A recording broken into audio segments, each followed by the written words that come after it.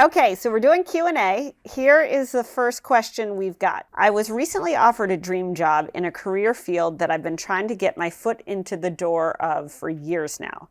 The only issue is that the job is over an hour and a half away from where I live. In today's new world of hybrid work schedules, is it acceptable to ask to work from home for a few days a week in order to make this job more feasible?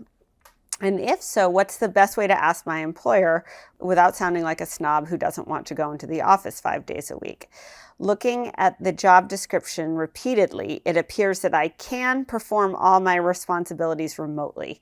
Any advice would be greatly appreciated. Okay, so first of all, as a person with an hour and a half commute, my sympathy on this question is low.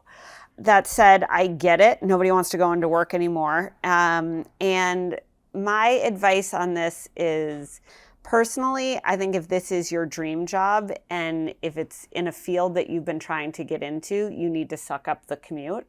And then over time, you'll be able to spend less time commuting and you will earn the right to work from home.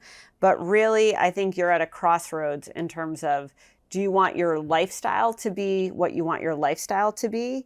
Or do you want your dream job in a field that you've been dying to get into? And sometimes the two don't go together. And so I personally would just ask the question of, what's the culture like? Do people work from home? Do people work in the office? Who does what? And I would ask it in a way that's quite generic. That way you don't come off as a snob and people don't make judgments on you. But it also will inform your decision. And then I think ultimately you're going to have a decision about, is your quality of life more important than pursuing the dream job? Or if your dream job is something you want to pursue and sacrifice the quality of life for a little bit and hopefully earn it back later. And there's no right answer and there's no wrong answer on that. Second question, how do you find the balance between not caring what people think while still having self-awareness at work?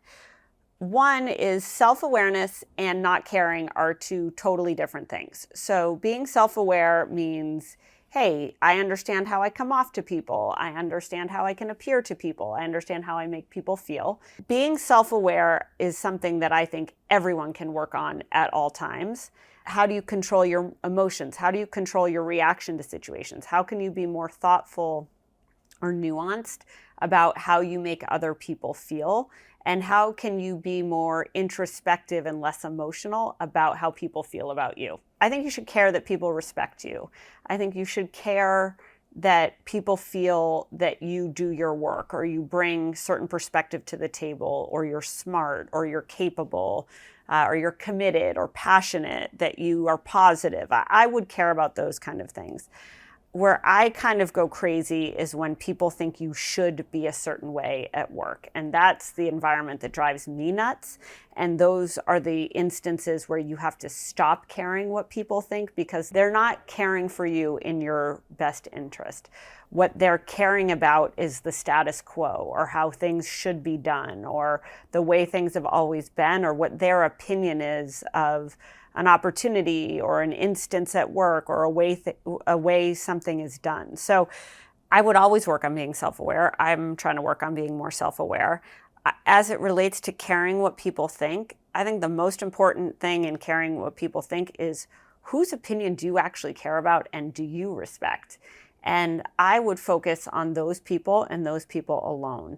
If you don't respect people, if you think people are bad at their job, if people are self-destructive or toxic or cliquey, I would spend as little time as possible caring about what those people think, because ultimately those people don't care about you and they're not at work to help you. All right, 3, thoughts on being friends with your boss, getting drinks, going out, being actual friends. Is this a good thing or a bad thing? And what are the potential risks? Ooh, this is a tough one. One, I think it's hard. It's like, who do you fall in love with? Like, it's kind of hard. Chemistry is chemistry, and people connect and people don't connect. And being friends with people you work with is really natural and expected. And it's a really positive thing. I think if you're really good friends with your boss, I think about it. I worked for Joanne Bradford for 12 years. Joanne is arguably like one of the most important people in my life. She's the godmother of my children. We are actual very good friends, probably my best friend. Was it like that when I was working for her at Microsoft? Absolutely not. I was terrified of the woman. So I also think that life is a journey and friendship is a journey and work is a journey. So your relationship with your boss can change over time. I think the positives of being close with your boss are, you really get an inside look at what makes that person tick. You obviously like that person. You're endearing to that person. You've developed a relationship with that person. I think the downside of it is when you become really close friends, it's hard to be critical of one another. I think sometimes the work and the productivity can get lost and get sacrificed to friendship.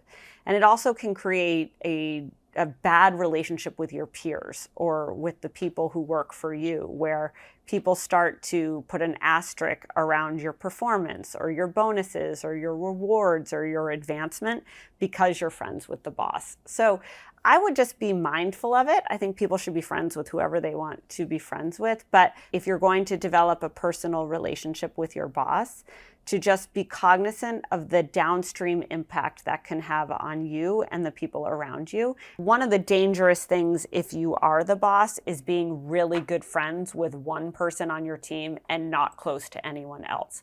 That undermines your authority. It undermines your leadership. I think people start to not respect you. If you're trying to establish leadership or you're trying to help a group move forward or you're trying to accomplish a task, being impartial can be really important, and being cognizant of how your relationship with every single person on that team affects the whole team can be really, really important. And that doesn't matter who you are or where you sit or who you report to or what the power dynamic looks like.